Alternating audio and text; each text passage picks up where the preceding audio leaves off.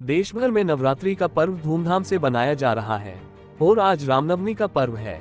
ऐसे में ग्वालियर की शाही रियासत में भी नवमी का त्योहार बनाया गया। गोरखी देवघर पूजा में की गई है, साथ ही कन्यों का भोज कराया गया। हालांकि इस पूजा में केंद्रीय मंत्री ज्योतिरादित्य सिंधिया की पत्नी प्रियदर्शनी राजे सिंधिया को शामिल होना था, लेकिन पारिवारिक कारणों से वो शामिल नहीं हुई, बल्कि उनकी प्रतिनिधि के बतौर राज पुरोहित परिवार के प्रतिनिधियों ने नवमी का पूजन और कन्या भोज कराया है।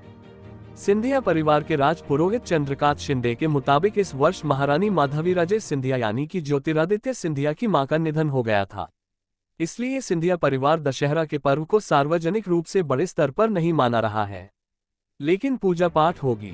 आपको बता दें कि इसी देवघर मंदिर में कल केंद्रीय मंत्री ज्योतिरादित्य सिंधिया अपने बेटे महान आर्यमन के साथ शाही लुक में गोरखी देवघर पूजा करने पहुंच गए।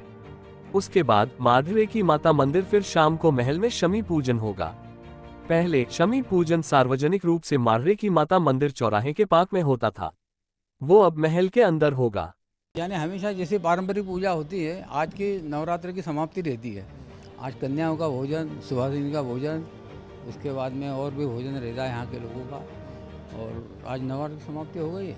अब शाम को इनके यहाँ पारंपरिक जो गोंधड़ वगैरह होता है वो सब होगा। कल महाराज दशहरे का पूजन करेंगे। उसके बाद में जो है दशहरा पूजन के बाद सब छत्रियों में दर्शन के लिए जाएंगे। और उसके बाद में माढ़े की देवी, फिर अम्मा महाराज की छतरी पे जाके माधव महाराज को नमस्कार करके वगैरह बाद में जो है, ये तो परंपरा कम से कम 200 साल पुरानी तो है ही।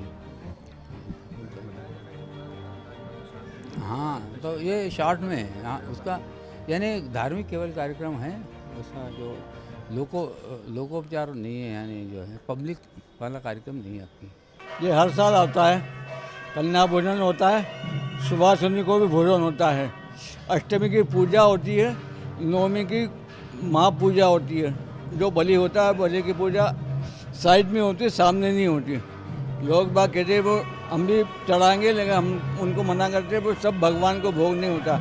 केवल उसकी देवता, 3 देवता है, उनको भोग साइड में होता है, सामने नहीं होता। तो वो हर साल अष्टमी को और नवमी को, अब के दोनों एक आई थी। हाँ, उपादेवा आते और सुहागन करती है पूजा।